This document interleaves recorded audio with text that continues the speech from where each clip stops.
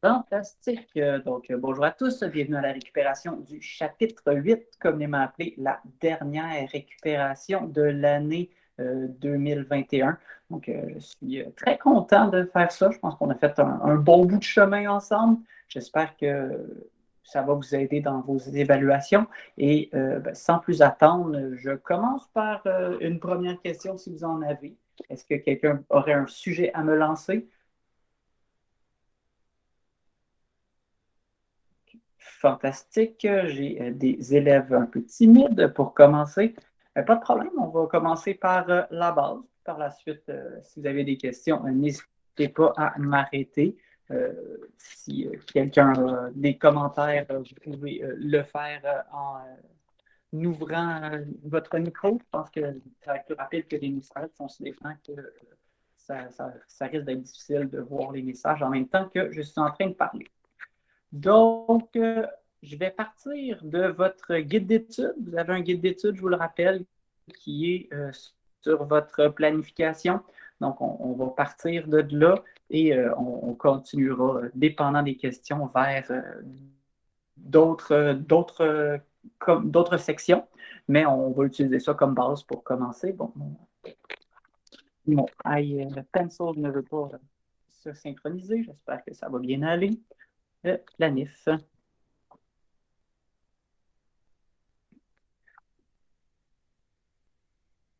Donc, voici votre guide d'études. Si vous ne l'avez pas, je vous conseille fortement d'aller le chercher.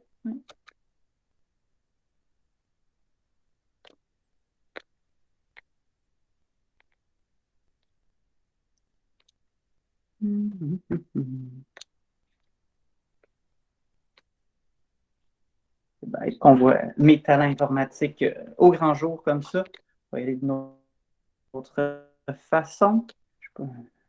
J'ai d'autres trucs derrière ma cravate. Donc, voici votre guide d'études que vous avez dans vos... copier le lien. Je vais ouvrir dans Notability.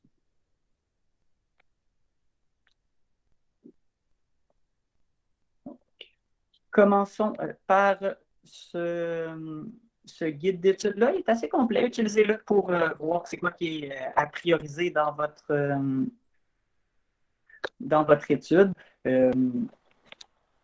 C'est quand même un gros examen que vous allez avoir. C'est 20% de votre étape. Et en plus, c'est un examen sur 40. Il y a 4 questions à développement, mais les questions à développement valent pour quand même 50% de votre note. Donc, soyez prêts à faire des numéros et je pense qu'il n'y aura pas de surprise. On en reparlera un peu plus sur qu'est-ce qui vous attend avec la feuille réponse.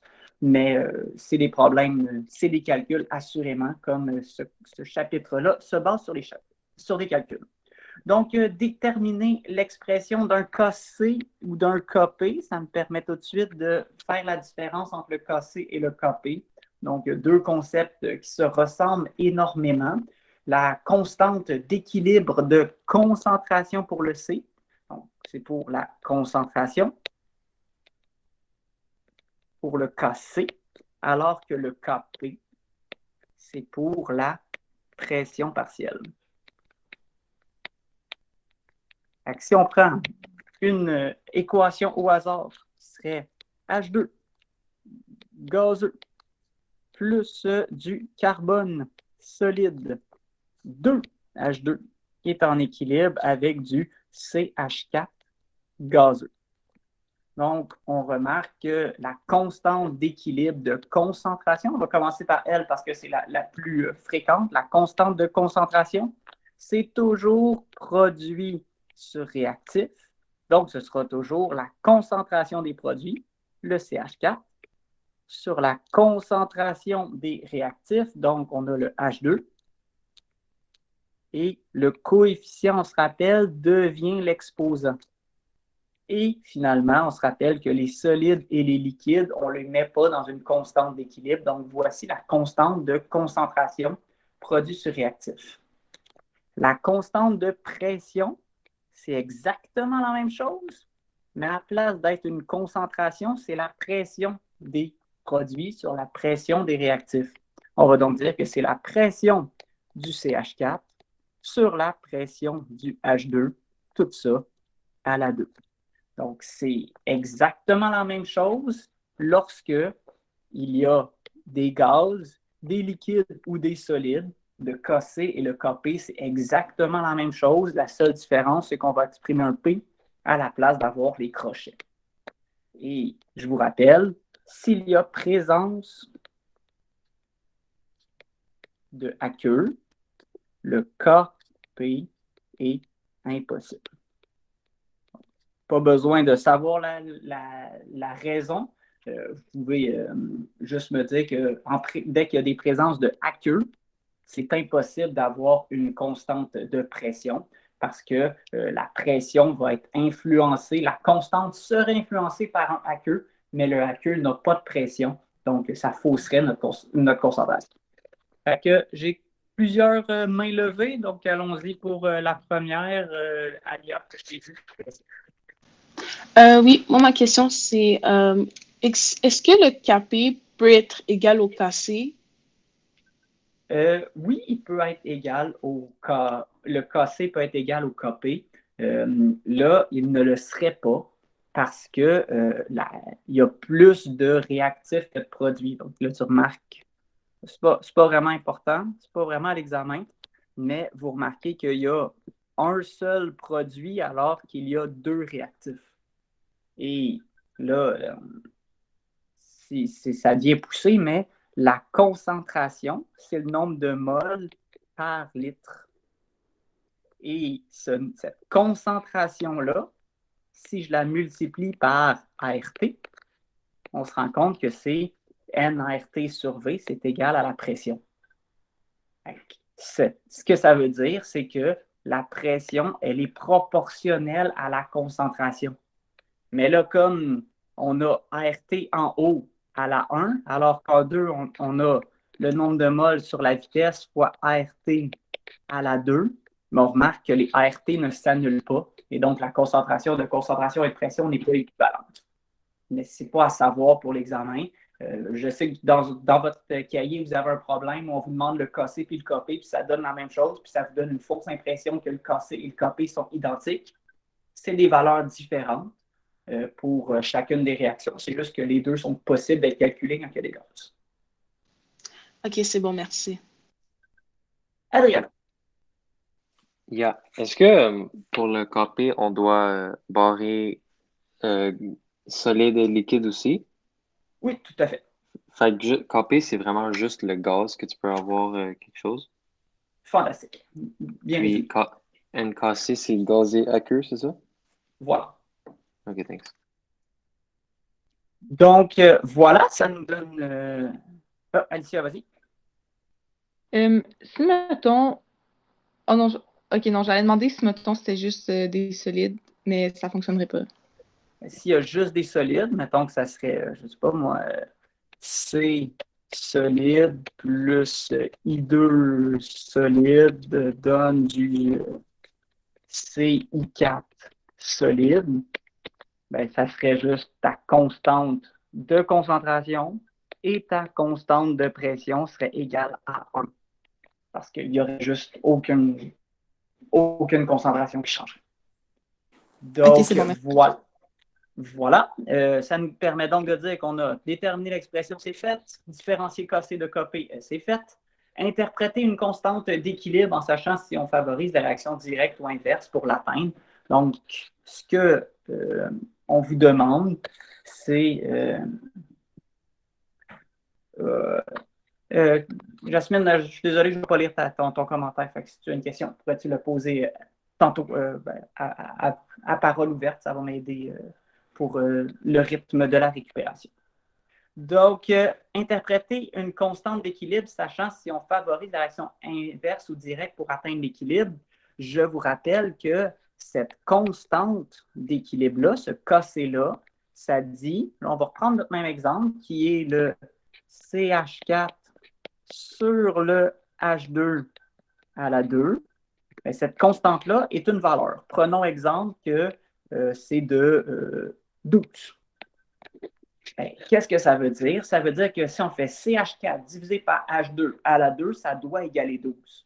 Qu'est-ce que ça veut dire? Ça veut dire que c'est possible que ma concentration de CH4 soit égale à 12 mol par litre et la concentration de H2 soit égale à 1 mol par litre et on sera à l'équilibre. C'est possible également que ça soit de 48 mol par litre. Oh, excusez. Que ça soit de 48 mol par litre et là, ça serait de 2 mol par litre parce qu'on ferait 48 divisé par 2 à la 2, ça fait 4. Donc, 48 divisé par 4, ça nous donnerait 12. On serait encore à l'équilibre. Comme c'est possible que ça nous donne, je ne sais pas moi, on pourrait dire 0,5. 0,5, ça me donnerait 0,25. Donc, 0,25, ça pourrait me donner 3. Donc, 3 divisé par 0,5 à la 2, ça nous donne encore 12. Donc, c'est encore à l'équilibre. Qu'est-ce que vous remarquez?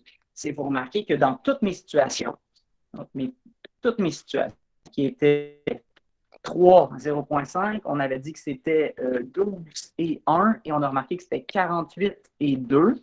Mais dans toutes mes situations, qu'est-ce qu'il y a de commun? C'est qu'on remarque que les produits, il y a plus de produits qu'il y a de réactifs, il y a moins de réactifs. Et donc, on ne peut pas dire, est-ce que si la constante d'équilibre est de 12, on favorise la réaction directe ou inverse? Parce que comme on est à l'équilibre, la vitesse de la réaction directe est égale à la vitesse de la réaction inverse.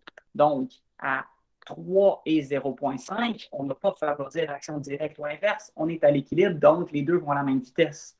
Mais ce qu'on peut conclure, c'est que pour atteindre l'équilibre, comme je dois avoir plus de produits que de réactifs, donc avant l'équilibre, on peut dire qu'il y a de fortes chances qu'on favorise la réaction directe parce qu'on veut qu'il y ait beaucoup de produits et pas beaucoup de réactifs pour atteindre l'équilibre. Puis là, je pourrais faire un même exemple en disant que ma constante d'équilibre est de 1 sur 12. Ben, si c'était de 1 sur 12, vous remarqueriez qu'il y a moins de produits et plus de réactifs. C'est pour ça qu'on a un dénominateur qui est plus grand que le numérateur. Et donc, pour avoir une petite constante d'équilibre, ben, il va falloir que les produits se transforment en réactifs avant l'équilibre, très important, parce qu'une fois qu'on a atteint l'équilibre, il n'y a aucune des deux réactions qui est favorisée parce qu'on est à l'équilibre. Donc, voilà, c'est ce que je veux dire par interpréter une constante d'équilibre. Je pourrais vous demander, on va garder ma constante de 12. Et là, je pourrais vous dire, on va y aller avec... je pourrais vous demander, suis-je à l'équilibre?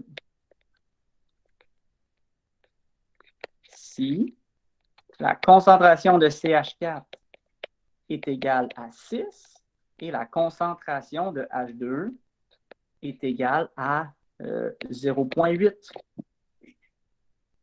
Là, on ne le sait pas, on a capitonné. Si on sait que la constante d'équilibre, lorsque je suis à l'équilibre, c'est de 12, et là, je vais faire CH4, donc 6 sur 0,8 à la 2.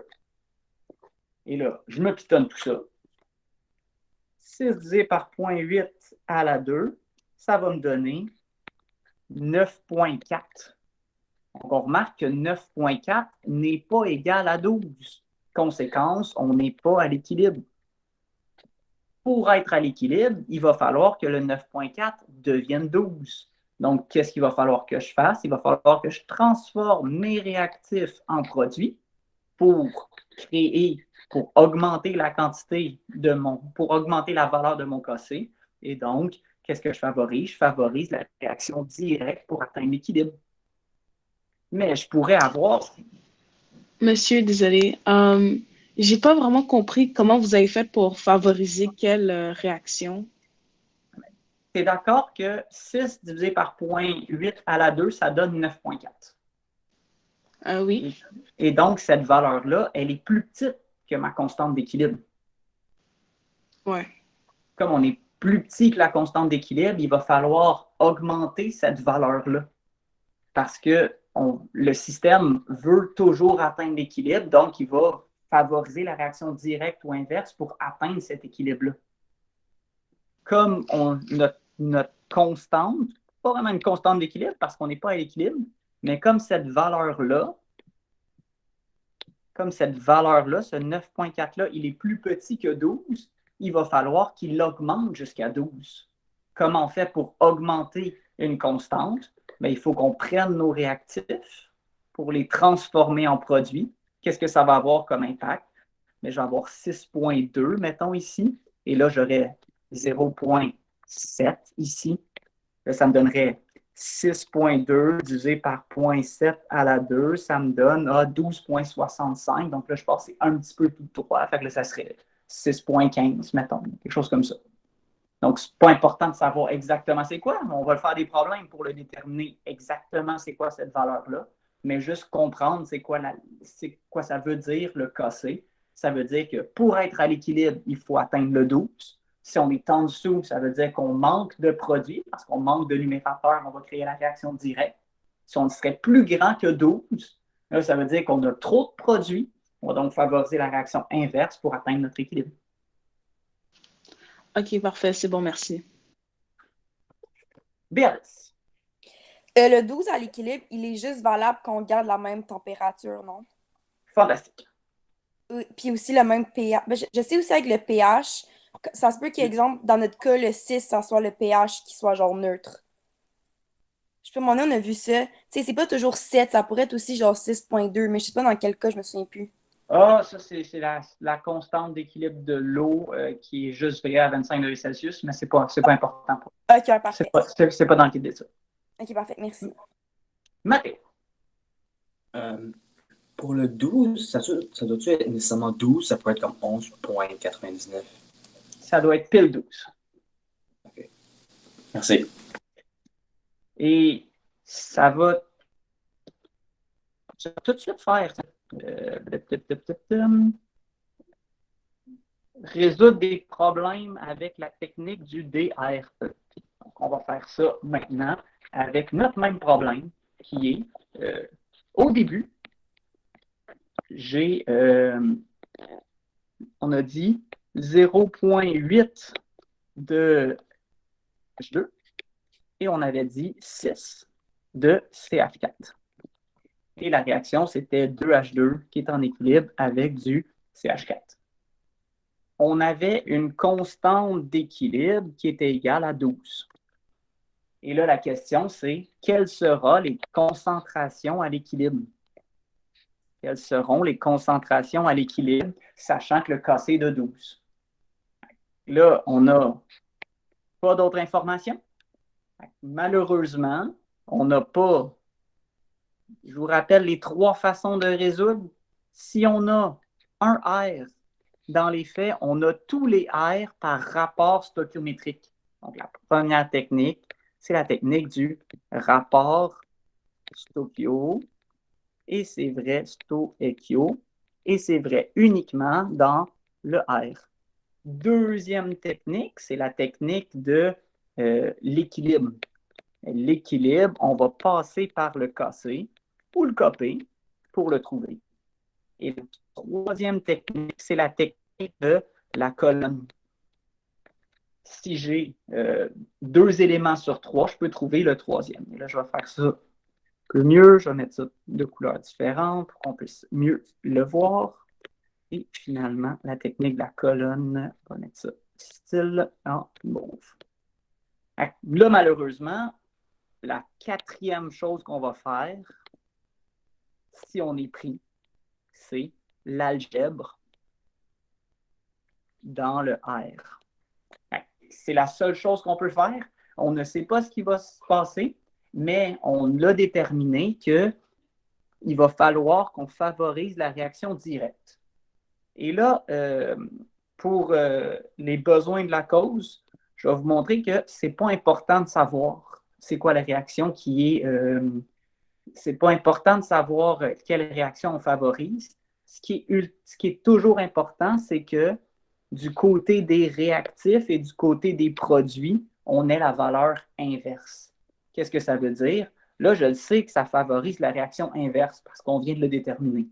Mais si j'avais pensé que ça allait favoriser la réaction inverse, mais qu'est-ce que j'aurais dit? J'aurais dit que ça, c'est moins X. Ça, j'aurais dit que c'est plus 2X. Pourquoi c'est plus 2X? Parce qu'on favorise la réaction inverse, donc on crée des réactifs, c'est pour ça qu'il y a un plus. Et il y a un 2 parce que le R, il y a un rapport stoichiométrique qui va être fait.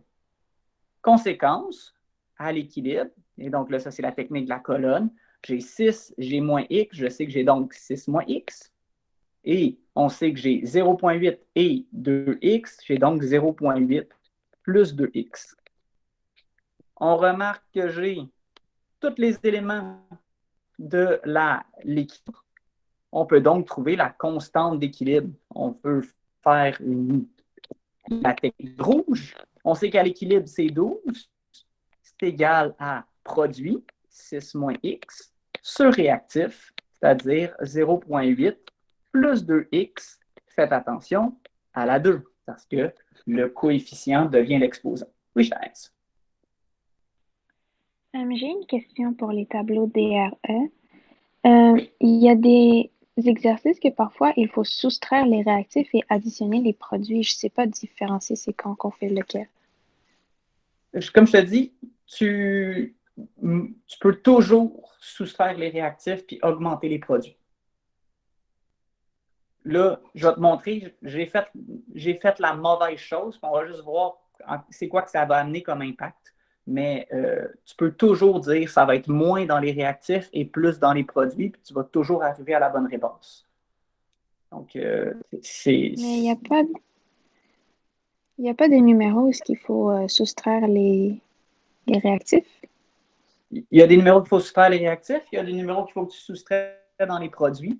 Mais moi, ce que je te dis, c'est peu importe ce que tu choisis, l'important, c'est que le signe du réactif et le signe du produit, ce sera l'opposé. Si on doit soustraire dans les réactifs, bien, la valeur de ton X va être moins quelque chose. S'il faut que tu soustrais dans les produits, bien, la valeur de ton X va être plus quelque chose. Je m'exprime mieux. Si ta valeur est de 1, ben, qu'est-ce que tu vas dire? Tu vas dire que c'est 0,8 plus 2 fois 1, ben, ça va te donner, on va mettre ça d'une autre couleur. Fait que si ton X est égal à 1, tu vas dire que c'est 0,8 plus 2X, ta valeur va être 2,8. Ça va être 6 moins X, moins 1, ben, ça va être 5 ta valeur. Ça l'a fait que, en effet, ça a fonctionné. Mais ça se pourrait très bien que ton X, il soit égal à moins 1. Qu'est-ce que ça veut dire? Ben, tu vas faire 0,8.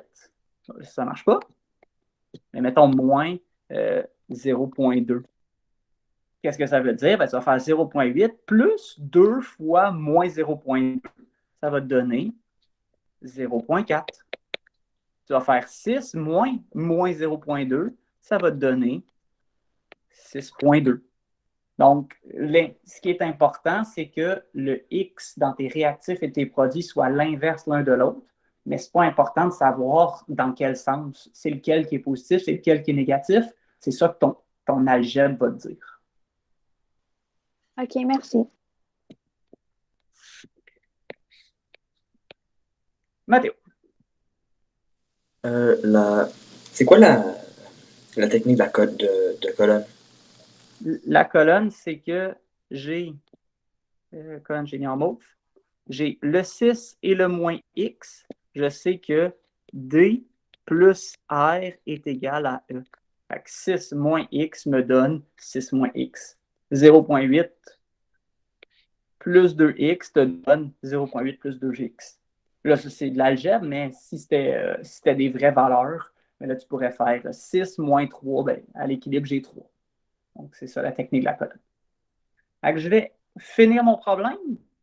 Fait que ça devient de l'algèbre une équation, un inconnu, donc ça va quand même assez bien.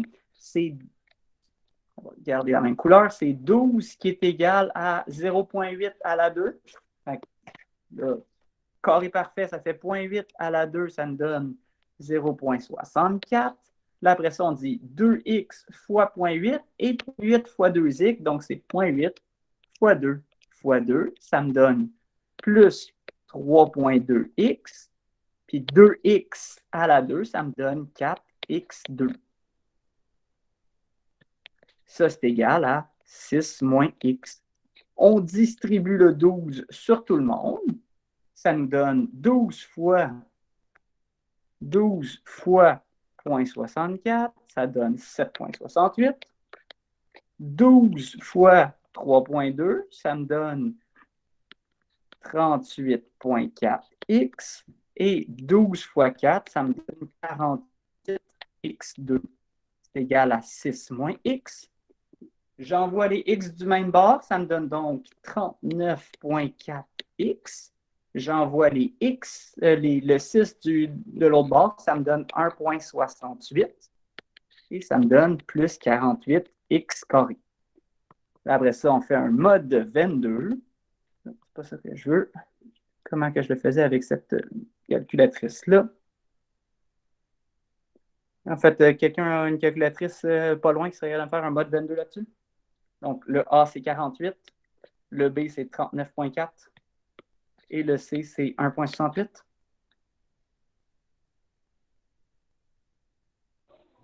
Moins 0,045 et moins 0,78. Fantastique. Donc, vous remarquez qu'il y en a juste une des deux qui fonctionne, même s'il y en a deux négatifs. Celle-là ne fonctionne pas. Pourquoi elle ne fonctionne pas? Parce que si on fait 0,8 plus 2 fois moins 0,78, ça donne moins 0,76, ce qui donne une valeur négative. Et donc, cette valeur-là, le 0,78, n'est pas bon, n'est pas accepté. On va donc prendre moins 0,45. Et là, vous remarquez, c'est correct. J'avais mis mes flèches dans le mauvais sens. J'avais mis comme si c'était une réaction inverse, mais dans les faits, c'est une réaction directe. Ben, pas de problème. Ça me donne 0,8 plus 2 fois moins 0,045. Ça me donne 0,8 plus 2 fois moins 0,045. Ça me donne 0,71. Et 6 moins 0,045, ça me donne 5,955 puis 0,71. Et là, normalement, si tout va bien, puis si je n'ai pas fait d'erreur, là, je suis un peu stressé de le faire devant 29 personnes, ça devrait donner, c'est parfait, ça donne 11,81. Donc, si on arrondit, si on n'avait pas arrondi, ça leur aurait donné pile 12. Donc, qu'est-ce que j'ai fait? J'ai validé, j'ai fait mon KC qui est égal à 5,955 divisé par 0,71 à la 2. Ça me donne donc 12. Okay. Ça, c'est un gros problème quand même. Là. C'est normal que vous soyez, que vous trouviez ça difficile. Moustapha. Mais vous avez dit. Ouais, merci. Je viens de voir mon erreur. Beau travail. Vous suivez. Moustapha, tu allais me dire que c'était moins? Ben non, j'avais Prends le mérite. Ok, Moustapha, je vais juste finir. Okay, c'est 6 moins 0,45, donc ça me donne 6,045. Ça devrait être encore plus beau. Divisé par 0,71 à la 2, ça donne 11,99. C'est merveilleux. Donc, c'est 6,045. Ça me donne 12. Donc, Moustapha, vas-y. Mais vous avez dit, genre, même si on met la flèche du mauvais sens, ça va quand même nous donner la bonne réponse. Tout à fait. Mais est-ce qu'on va quand même perdre un point puisque la flèche, on l'a mis du mauvais sens? Non. Non? Question. Hamza. En fait, vous avez probablement déjà répondu à cette question, mais est-ce que vous pouvez répéter pourquoi ça change rien si on fait une réaction directe ou une réaction inverse? Ben, si je l'avais mis dans le bon sens, c'était une réaction directe. Qu'est-ce que j'aurais obtenu? J'aurais mis 0,8 moins 2x, puis 6 plus x. Puis là, la valeur que j'aurais obtenue, ça aurait été plus 0,045. Fait que j'aurais fait 0,8 moins 2 fois 0,45, ça m'aurait donné 0,71. Puis j'aurais fait 6 plus 0,045, ça m'aurait donné 6,045. On remarque qu'en inversant les signes, si on inverse lui et on inverse lui, on va quand même avoir une valeur qui se peut. C'est juste que la valeur va être inverse. Et donc, on arrive à la même réponse à la fin qu'on ait mis le plus moins ou le moins plus, tant que le signe n'est pas le même du côté des réactifs et des produits. Mais la vraie réponse serait une réaction directe, n'est-ce pas? Parce que le K6 est plus grand que 1. Fait que ça veut dire qu'il y a plus de produits que de réactifs. C'est ça? Non. Le vrai signe, c'est que c'est une réaction directe parce que si tu fais 6 divisé par 0,8 à la 2, ça te donne 9,375. Présentement, au début, je vais avoir une constante. On n'appelle pas une constante, je ne l'ai pas vu cette année. On l'utilise le Q pour dire que c'est une constante pas d'équilibre. Le Q est égal à 9,375. Et nous, on veut arriver à 12. Comme on veut arriver à 12, il faut que ça augmente. Comme il faut que ça augmente, il faut que je favorise la réaction directe. Donc, si j'avais eu au début, si j'avais fait produit sur réactif, j'aurais obtenu 15. Et là, il faut que je passe de 15 à 12, il faut que je diminue. Donc, il faut que je favorise la réaction inverse. C'est bon, merci. Monsieur? Oui, allez. Donc, si je comprends bien, les problèmes, ça commence pas en équilibre, c'est ça? Dans le D, c'est jamais à l'équilibre, ouais. OK. Donc, après ça, on trouve une façon pour que ça revienne à l'équilibre avec la constante, c'est bien ça? Fantastique. OK, parfait, merci. Mais comme je vous dis, ce problème-là est complexe. Ça ne va pas être tous des problèmes comme ça à l'examen. Puis je pense que je suis en train de perdre un petit peu de temps dans ma récupération en faisant un problème qui est très complexe, mais ça me permet de voir, d'interpréter la constante d'équilibre en sachant si on favorise l'action directe ou inverse et on a résolu des problèmes avec la technique du DRE. On se rappelle, et ça, Béatrice nous l'a dit, il y a uniquement modifié la température qui a un impact sur le KC. Donc, modifier la concentration d'un réactif ou d'un produit, modifier la pression ou ajouter un catalyseur, ça n'a pas d'impact sur le KC. Oui, si j'augmente la concentration d'un produit, ben la valeur va augmenter parce que j'augmente le numérateur. Cependant, le système va s'opposer à ce changement pour favoriser la réaction inverse pour retrouver le même KC. Si j'ajoute un catalyseur, ça ne change jamais rien. La même chose si je modifie la pression. Ben, comme dans mon exemple, si j'augmente la pression, qu'est-ce que ça fait si j'augmente la pression? Ben, ça veut dire que j'augmente la concentration de lui et j'augmente la concentration de lui. On remarque que j'augmente davantage la concentration de mes réactifs. Je vais donc favoriser la réaction directe. Je vais favoriser la réaction directe jusqu'à quand?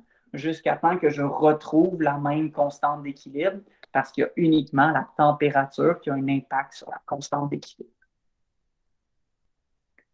Déterminer la nature endo-exo d'une réaction en voyant le changement de son KC ou de son KP, ça, on en a fait énormément.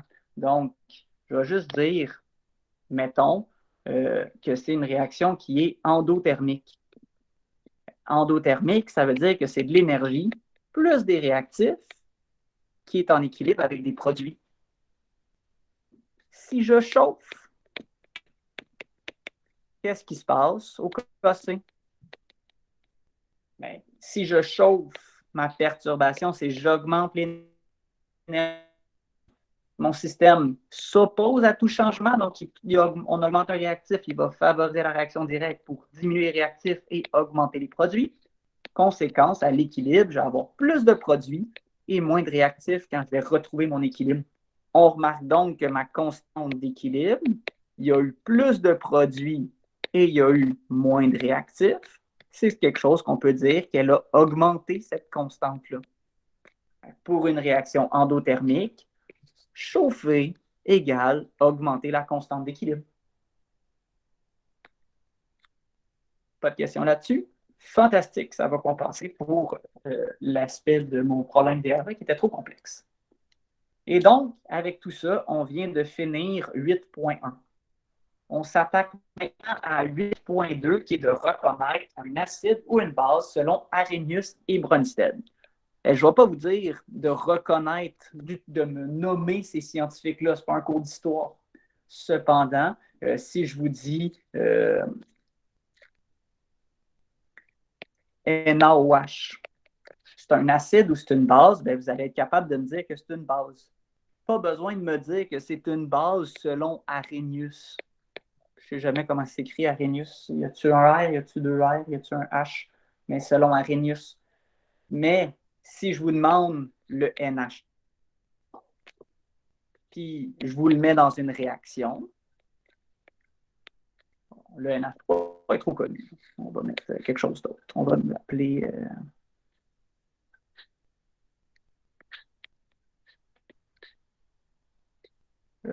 qu'est-ce que je pourrais bien sortir? Un petit peu...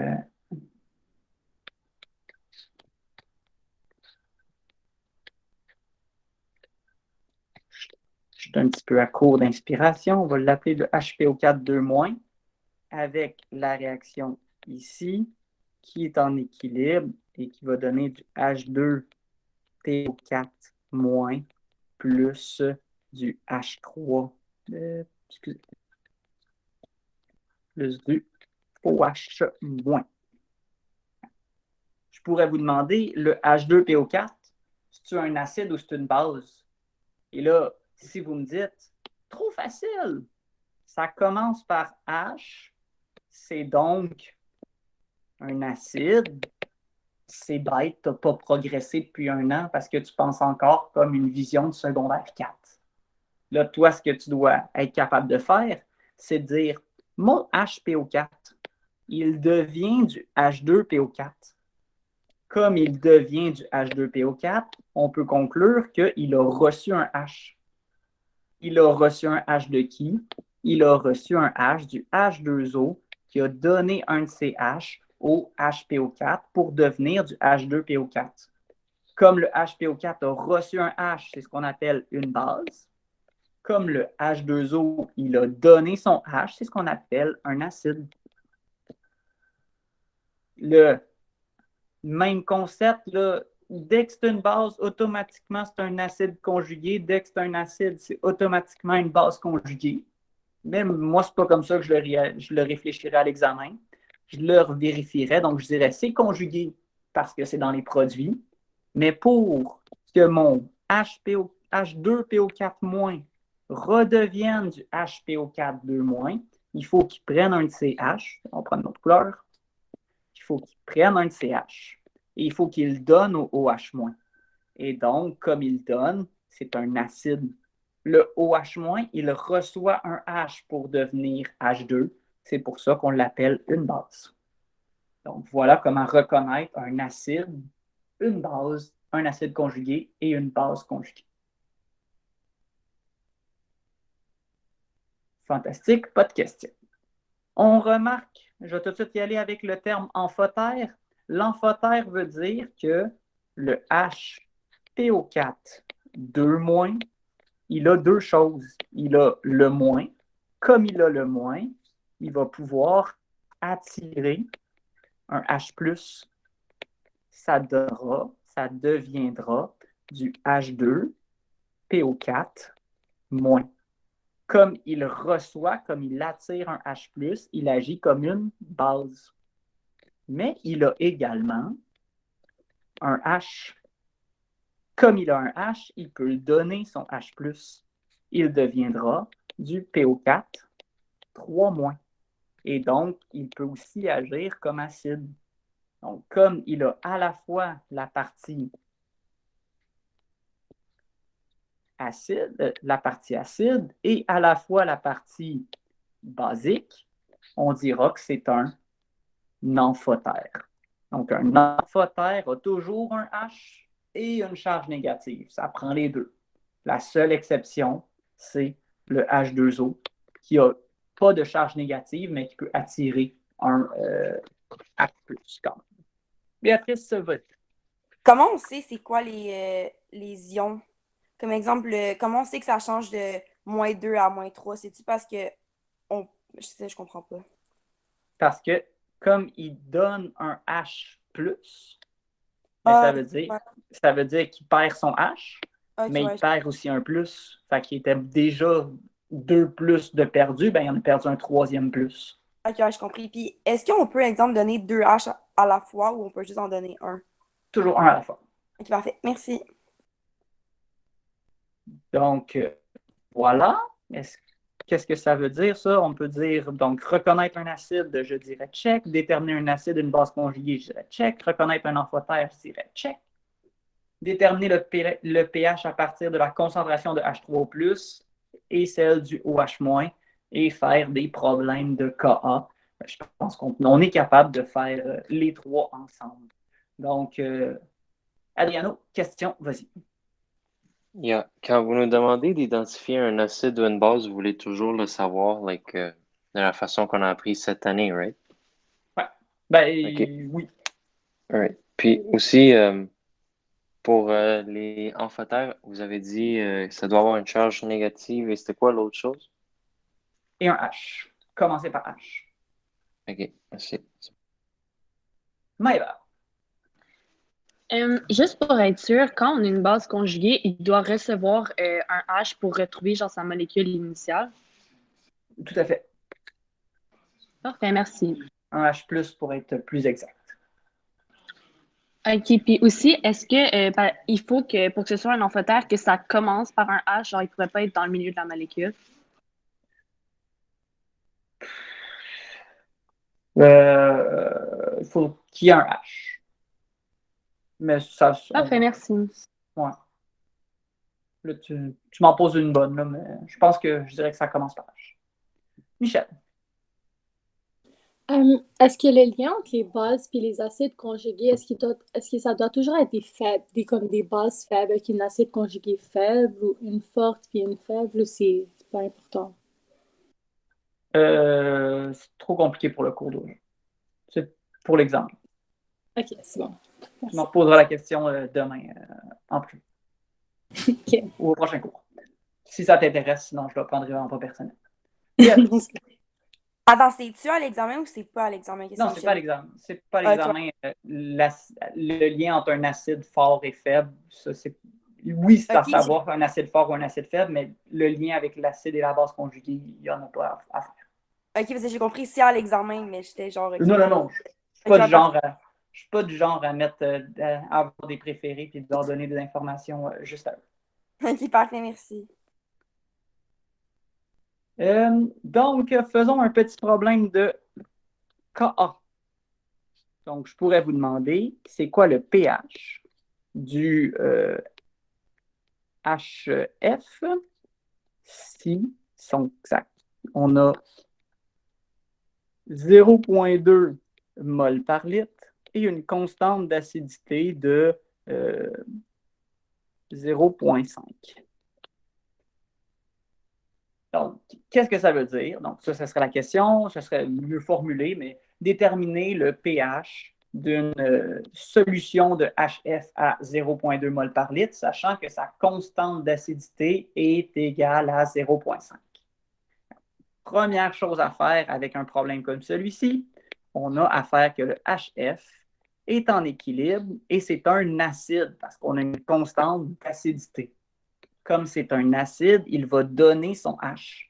il le donnera toujours. Là, je pourrais écrire d'une autre couleur pour qu'on différencie la question de la réponse. Donc, HF, il va donner son H. Comme il n'y a pas rien d'autre dans le milieu, on dira donc que c'est du H2O. Comme c'est du H2O, le H2O recevra ce H-là, il deviendra du H3O+, et le F, le HF, il a perdu son H, il n'y en a donc plus, il a perdu un plus, il est rendu -1. Donc, voici comment on est capable d'écrire des réactions de Ka.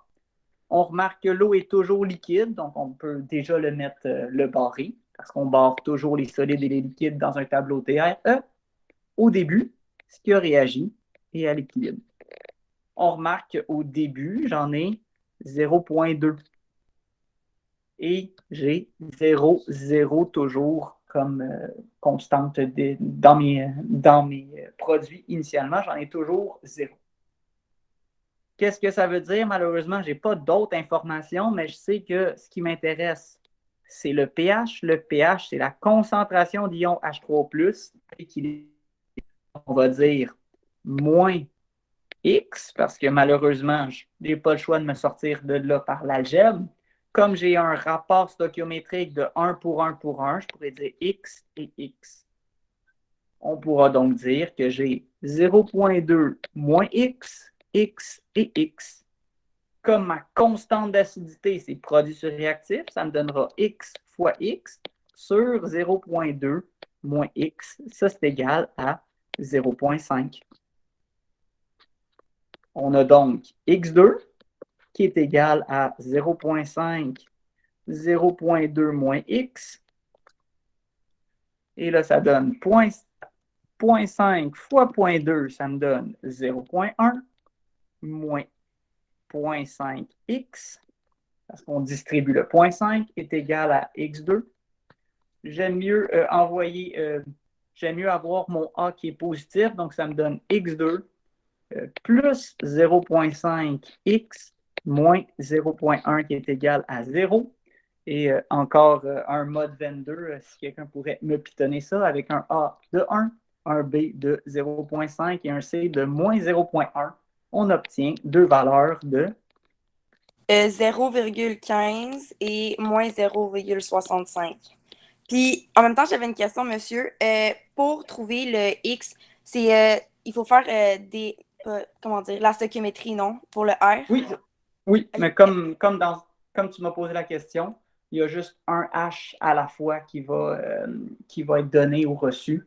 Ben, dans tous les problèmes de Ka et de Kb, il n'y aura jamais de rapport stoichiométrique, parce que ça va toujours être du 1 à 1. Ok, ça va toujours genre être moins X, X, X. Ça va jamais être moins X, 2X, X. Jamais dans une constante d'acidité ou de basicité. Ok, parfait. Merci. Et donc, on remarque que c'est pas parce que cette valeur-là est négative qu'on la rejette. C'est parce que si on fait 0,2 moins, en fait, c'est parce que à l'équilibre, on aurait une valeur de moins 0,65. C'est impossible d'avoir une valeur négative à l'équilibre. Donc, ça nous donne 0,015 et donc, ça va nous donner à l'équilibre 0,185, 0,015 et 0,015. Ça peut valoir la peine. Dans un examen, ça ne coûte pas trop cher. On peut le vérifier. Donc, 0,015 à la 2 divisé par 0,185. Ça me donne pas la bonne réponse. Ce que j'ai fait. 0,2 moins 0,15. 0,015. 0,2 moins 0,015. Donne 0,185.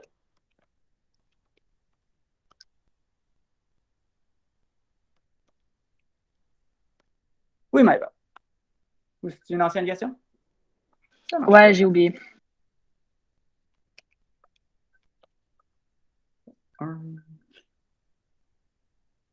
Adriano, vas-y.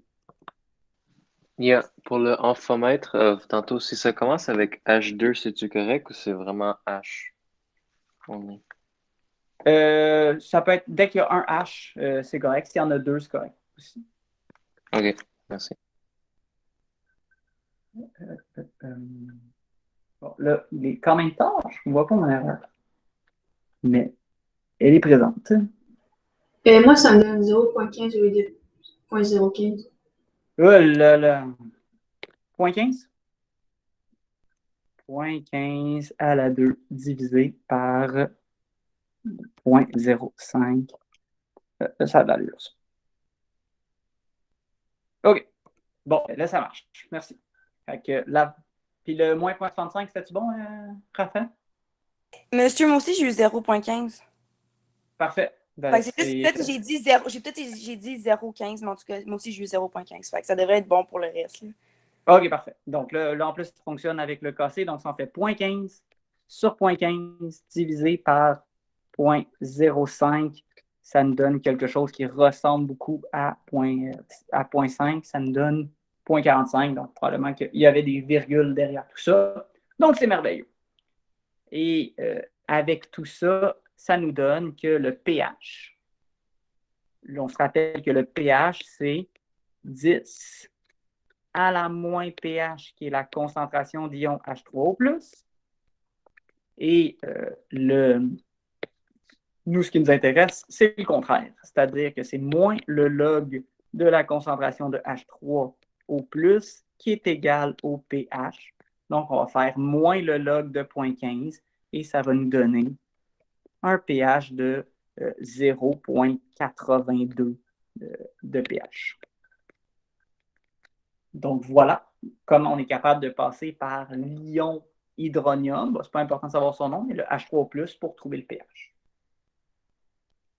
Si je vous dis, on va rester avec, sachant que le NH3 a un pH de 10,3. Si le KB est égal à 5, quelle est la concentration de NH3 au début? Le NH3 a un pH de 10,3. Si le KB est de 5, quelle est la concentration du NH3 initialement? Donc, là, on parle de KB. Comme on parle de KB, c'est une constante de basicité. Conséquence, il va falloir que j'écrive une dissociation, que je fasse une réaction de base. Donc, le NH3, il ne va pas donner un de ces H. Ça sera un acide. Il va recevoir un H de qui? De l'eau. Et donc, l'eau, il est liquide, qui va donc donner son H2O ici.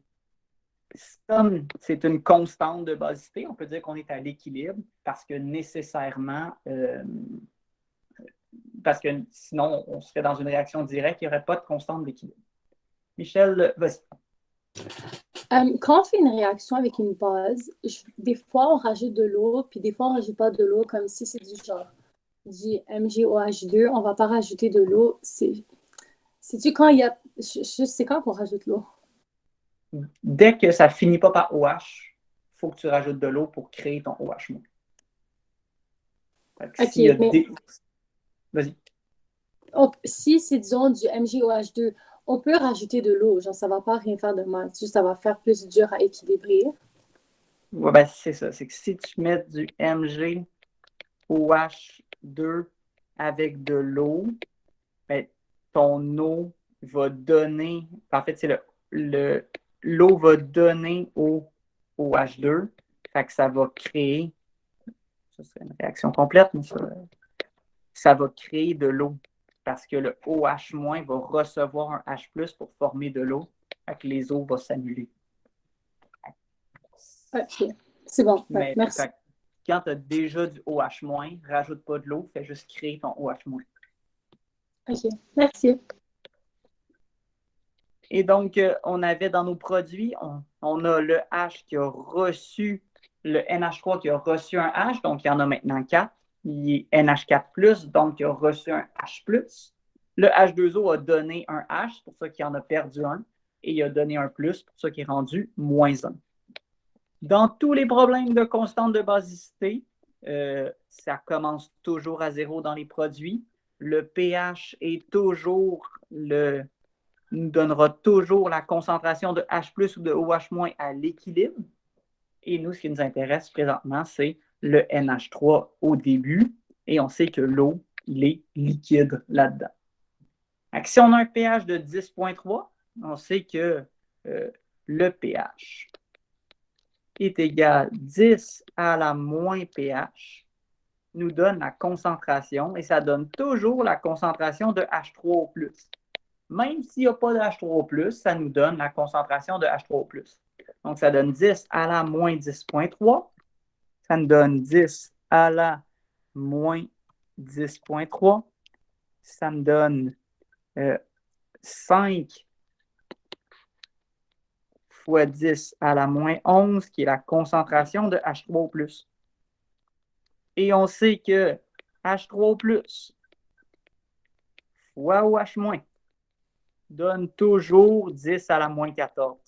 Donc, 5 fois 10 à la moins 11 fois x est égal à 10 à la moins 14.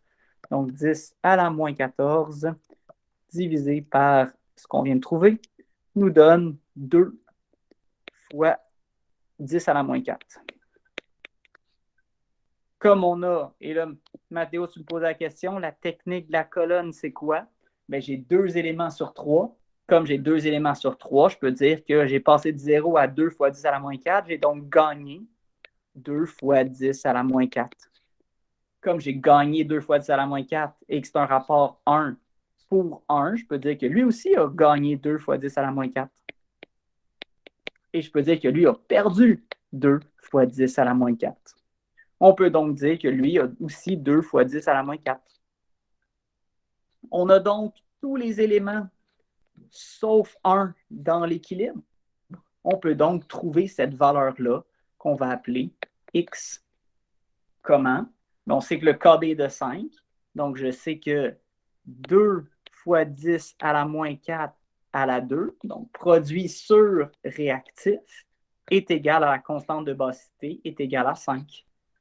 Donc, ça, le 2 fois 10 à la moins 4 à la 2 divisé par 5 me donnera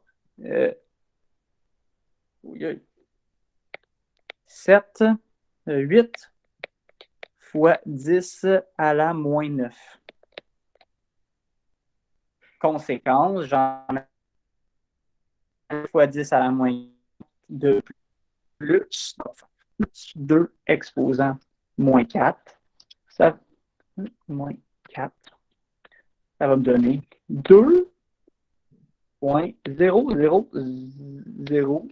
1, 2, 3, 4, 8 fois 10 à la moins 4. Donc, comme vous voyez, les chiffres n'ont pas vraiment d'allure parce que c'est une constante de basicité qui est très, très forte. Donc, c'est quasiment une base forte. C'est quasiment une réaction complète. Il y a quasiment plus de réactifs, mais on est quand même à l'équilibre parce qu'il en reste un petit peu. Donc, il y en avait 2,08 fois 10 à la moins 4. J'en ai enlevé. Il y en a 2 fois 10 à la moins 4 qui a réagi. Il m'en reste donc 8 fois 10 à la moins 9 à l'équilibre là-dedans. Oui, Raph. Juste pour être sûr, dans les produits, ça commence toujours à 0, peu importe les problèmes, genre au début dans le D. Ben, dans les KA, les KB, les KPS, ça commence toujours à 0. Dans les KC, ça peut commencer à 0, comme ça peut ne pas commencer à 0. Lis le problème attentivement. Si on ne te le dit pas, c'est 0. Zach. Est-ce que vous pouvez juste répéter comment vous avez trouvé le 8 fois 10 à la moins 9, s'il vous plaît? Moi, j'ai juste isolé mon X ici. Fait que j'ai fait 2 fois 10 à la moins 4 divisé par 5 qui était égal à X. Ok, c'est bon. Ça m'a donné 8 fois 10 à la moins 9. Est-ce qu'il y a d'autres questions là-dessus? Fantastique. Là, on va retourner à ce qu'on a fait. Je dirais que ça, c'est réglé. Je dirais que ça, c'est réglé. Je dirais que ça, c'est réglé. Je dirais que ça, c'est réglé. Il va donc différencier un acide fort d'un acide faible, euh, si je vous demande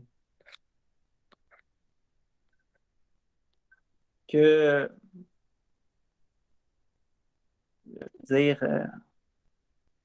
HCl à 0,043 mol par litre, il donne un pH qui est égal à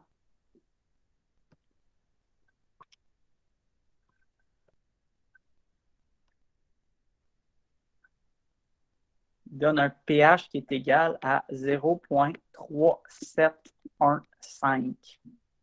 Est-ce que c'est un acide fort ou un acide faible? La question, acide, fort ou faible?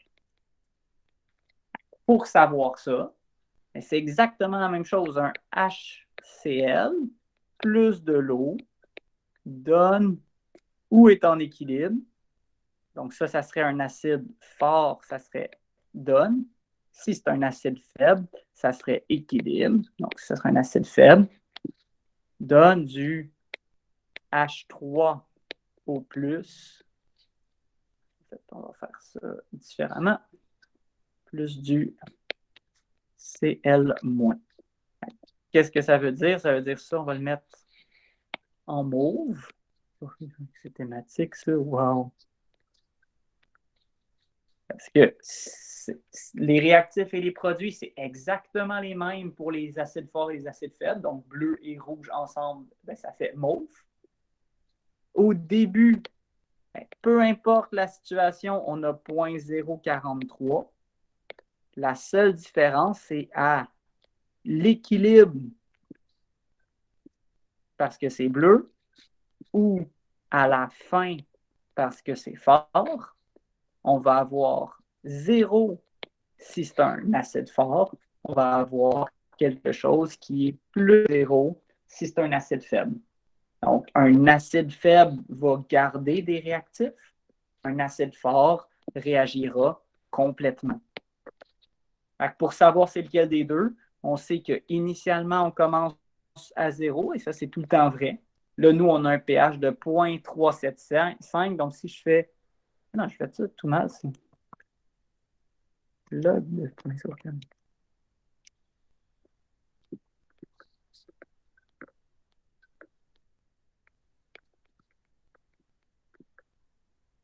Donc, si j'ai un pH de 1,377, parce que sinon, ça ne marche pas. Je l'ai fait à l'envers. Donc, pour trouver le H3+, on va dire que 10 à la moins pH est égal à la concentration de H3O+, et donc 10 à la moins 1,367 est égal à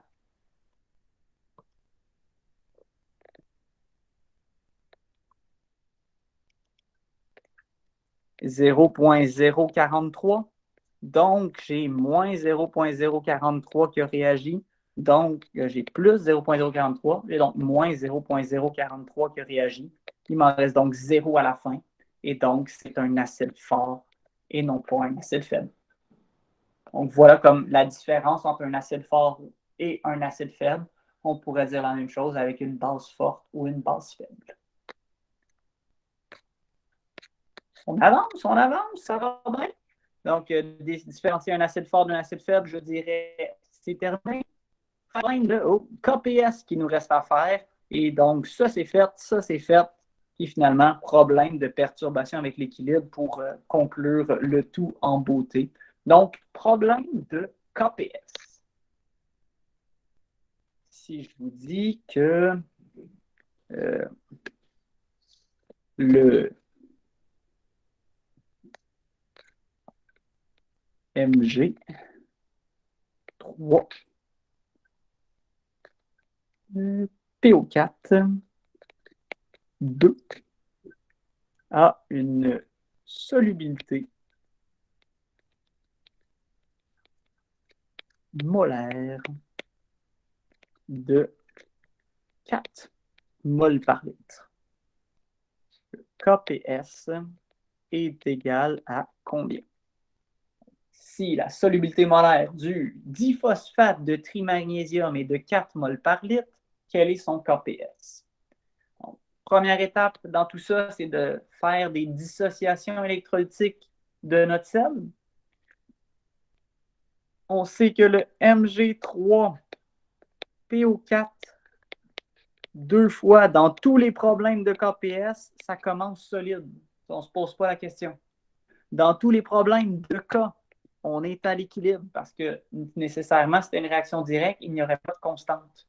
On pourrait donc dire qu'il y a 3 magnésiums et qu'il y a 2 phosphates. Le magnésium, dans le tableau périodique, vous pourriez me dire que c'est un alcalinotéreux. Désolé de vous avoir volé le punch, mais il est dans la deuxième colonne. C'est donc un alcalinotéreux. Il va donc donner ces 2 électrons pour être 2+. Le PO4, c'est un des 5 ions polyatomiques que vous devez connaître par cœur. Il est donc 3-. On remarque donc qu'on a 3 fois 2, on est à +6. 2 fois -3, on est à -6. C'est normal qu'on ait une charge neutre. Donc, tout va bien. On a nos bonnes charges et nos bons coefficients. Au début, ça, c'est un solide, donc on ne le met pas jamais dans un KPS. Le réactif est à l'équilibre.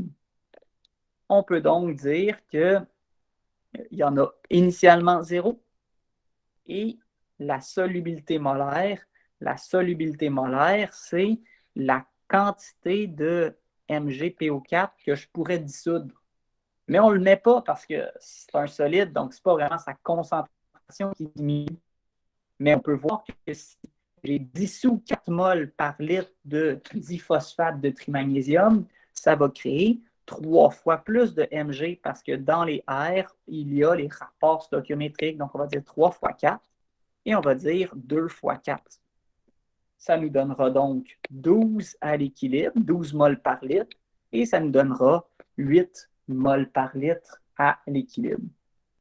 Donc, notre KPS, qui est le Mg 2+ à la 3 fois le PO4 3- à la 2, ça nous donnera de 12 à la 3 fois 8 à la 2. Donc, je vais prendre vos questions. Zachary, tu as la même ou c'en est une ancienne? Ouais, c'était la même que tantôt. Fantastique. Béatrice? Oui, moi, ma question, c'est la solubilité. C'est toujours ça qu'on va servir pour le R? Toujours. OK. Puis si ça serait 2 Mg3, ça aurait été -8? Si ça avait été 2 Mg3,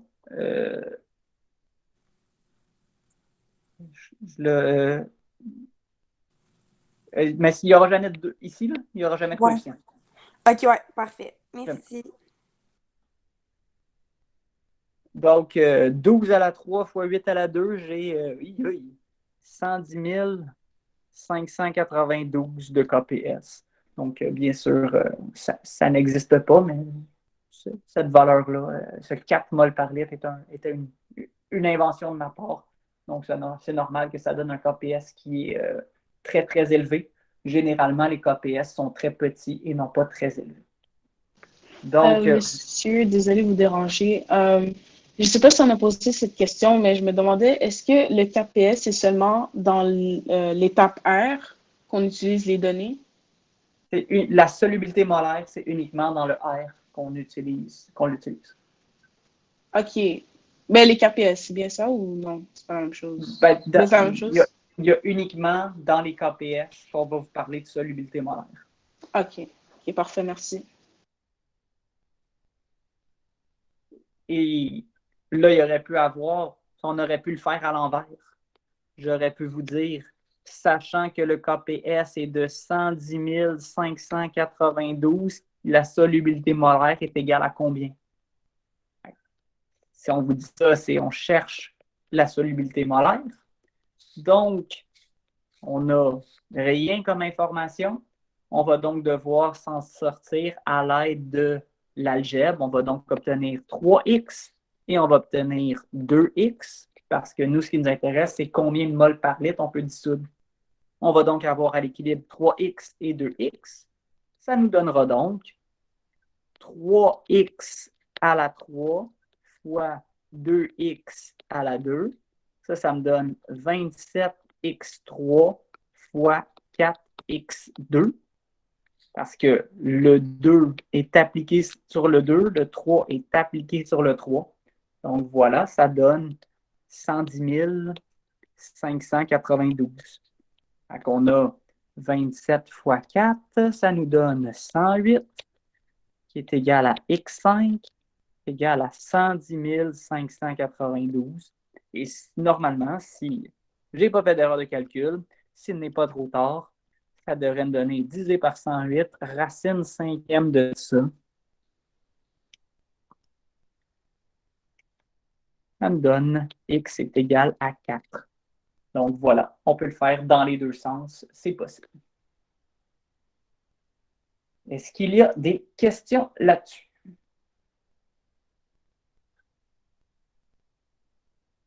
Donc voilà, on a fait le tour de tout ça. Déterminer la solubilité molaire, c'est fait. Faire des équations de sel dans l'eau, je pense que c'est beau. Je pense qu'on a fait pas mal le tour. Le défi perturbation à l'équilibre, c'est quelque chose d'un peu plus complexe. Est-ce que il est trop tard pour vous ou on en fait un petit là-dedans? Génial, allons-y. S'il est trop tard, vous pourrez le réécouter en différé demain, quand il sera disponible sur les ondes de ma chaîne YouTube. Donc, prenons, on va y aller sur quelque chose de pas trop compliqué parce que mon cerveau commence à ralentir à cette heure. On va dire A plus B est en équilibre avec 2C. Donc, ça va être gazeux, ça va être aqueux, ça va être gazeux. On va dire que initialement, on va dire 5 moles par litre de A, 10 moles par litre de B sont dans un bécher. Pas dans un bécher, dans un ballon. À l'équilibre. On remarque 3 moles par litre. Ça ne marche pas. 2 moles par litre de C. Après ça, on va dire, j'ajoute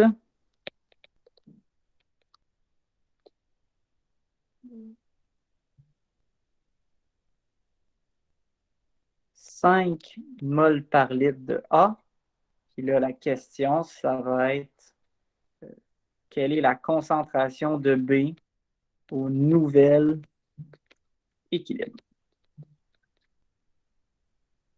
Donc, voici la question.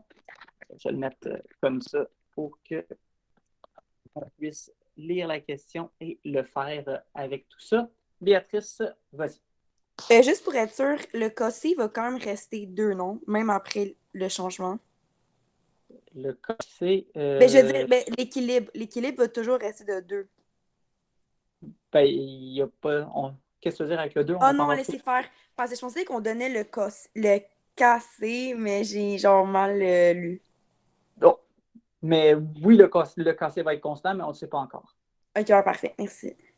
Fait que ce qu'on sait, c'est que A plus B est en équilibre avec 2C. Et on a au début 5 moles par litre de A, 10 moles par litre de B et rien d'autre, donc 0 de C.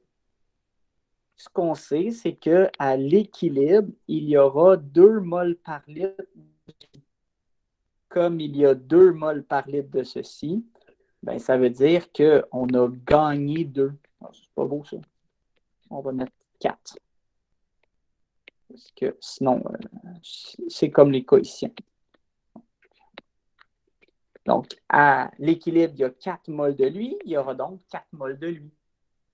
Et comme, faites attention, dans les R, il y a des rapports stoichiométriques, ça veut dire qu'on a perdu 2 et qu'on a perdu 2. Qu'est-ce que ça nous donne? Ça nous donne qu'il y en a 3, qu'il y en a 10. Et donc, on a nos valeurs à l'équilibre. Qu'est-ce qu'on sait? C'est qu'on va perturber notre milieu. Comme on va perturber notre milieu, on va se trouver un nouvel équilibre. Et donc, la perturbation, qu'est-ce qu'on a fait? C'est on a ajouté 5 moles par litre de A. On va donc avoir 8 moles par litre de A parce qu'on a rajouté 3 plus 5 pour arriver à 8. Ça nous donnerait 10 de B et 4 de C toujours. Comme on a favorisé la réaction directe, parce qu'on a rajouté des réactifs, on va favoriser la réaction directe. Oui, Alicia. Pourquoi l'équilibre, c'est 10B, c'est pas 8? Une chance que tu suis, une chance que pour toi, il n'est pas trop tard. Fantastique. Une chance que tu me l'as dit avant que je commence dans mes calculs. Moustapha. En fait, c'est juste. Pourquoi vous avez changé le. Vous avez mis 4 moles de C à la place de 2? Ouais, j'avais mis 2 initialement, puis là, ça faisait que dans les R, c'était exactement comme les coefficients. Puis je voulais pas qu'on pense que Ah, ok. le R, c'était le coefficient. Fait que j'ai changé ma valeur dans mon problème. Ok, d'accord. Et là, ce qu'on sait, c'est que comme on a favorisé la réaction directe, ça va nous donner qu'on favorise la réaction directe. Donc, on va diminuer les réactifs pour augmenter les produits. Faites attention, dans les réactifs, il y a un rapport stoichiométrique, donc on va créer 2x de tout ça. On a donc à l'équilibre 8 moins x, 8 moins x, et on a 4 plus 2x. Et là, ce qu'on sait, c'est que la constante d'équilibre est constante. Donc, je peux trouver la constante d'équilibre ici en disant que mon KC, ça va être 4 à la 2 sur 3 fois 8. Ça me donne donc 16 sur 24, communément appelé 2 tiers ou 0,67. Si j'ai un KC qui est égal à 2 tiers, mais ce même KC-là va être encore égal à 2 tiers. Parce que la constante d'équilibre, elle est constante, sauf si je change la température, ce qui n'est pas le cas aujourd'hui. Qu'est-ce que je peux donc dire? Je peux dire que 4 plus 2x à la 2 sur 8 moins x est égal à 2 sur 3. Oui, Béatrice. Ma question, c'est pour la cause R, même si on a vu qu'à la fin, ça va quand même être un plus parce que je sais pas comment expliquer, la perturbation est plus forte, on va quand même mettre un moins X. Oui, parce qu'il y en a quand même moins qui va réagir, mais je m'attends à ce que le X soit plus petit que 5. Donc, on s'attend à ce que le retour à l'équilibre soit plus petit que la perturbation. Mais il y en aura quand même moins. On va quand même prendre nos réactifs pour les transformer en produits. Ok, ouais, on va plus prendre petit les que deux. 5.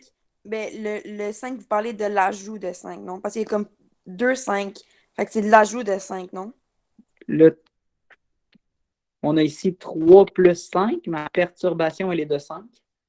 Ok, ouais, c'est bon, c'est juste ça. Parfait. Fait que nécessairement, le retour à l'équilibre va être plus petit que 5. Ok, parfait. Merci. Et là, surveillez mes calculs. On aura donc 3, 16 plus 8 plus 16x plus 4x2. Donc, 4 à la 2, ça me donne 16. 2 fois 4 fois 4. Bref, 2 fois 4 fois 2, ça me donne 16. Et 2 à la 2, ça me donne 4. Ça ici, c'est fois 3. J'ai fait un produit croisé. Et c'est égal à 2. 8 moins x, on va donc dire que c'est 64 moins 16x plus x2.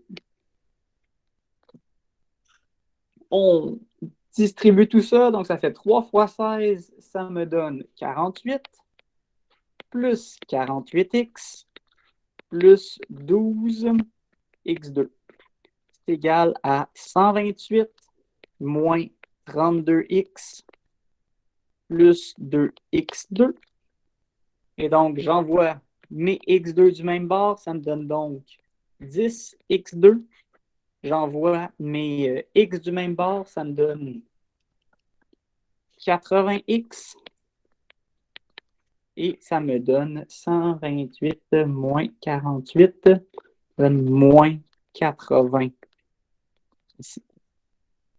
Donc, Ralph, vas-y. Juste dans le deuxième tableau de RE, je me suis un peu perdu. Comment j'allais trouver pour le R? Genre, Mais comment j'ai su qu'il faut faire moins X et 2X?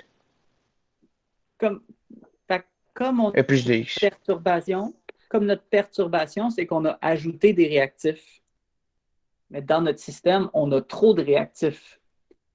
Le système s'oppose à tout changement. Il va donc favoriser la réaction directe pour consommer ce surplus-là de réactifs.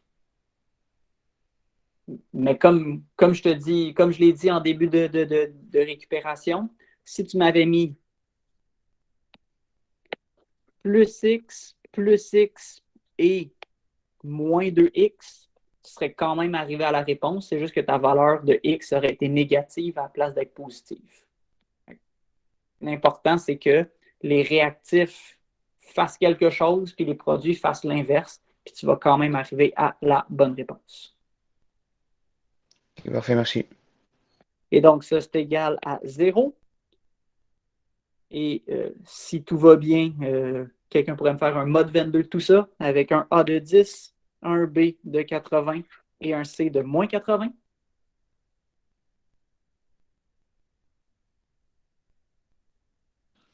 « 0,9 et moins 8,9. 0,9 et moins 8,9.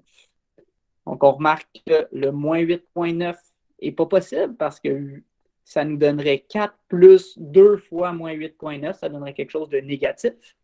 Et donc, on va prendre la valeur qui est positive.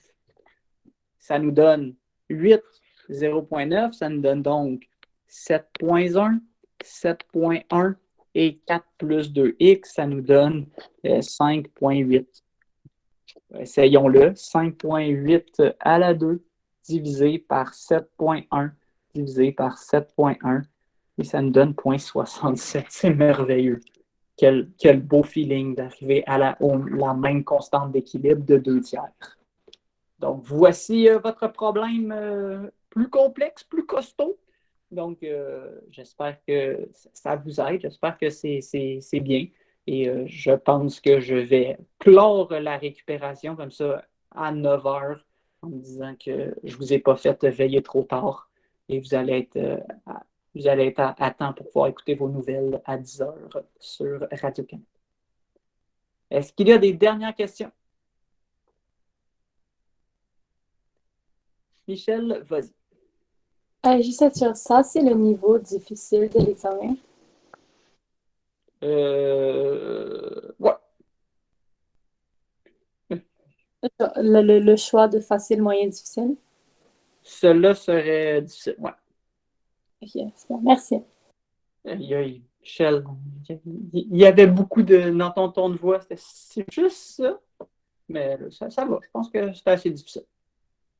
Ouais, c'est bon. Est-ce qu'il y a d'autres questions? Génial, je ferme l'enregistrement. Arrêtez et je vous souhaite une bonne soirée à tous.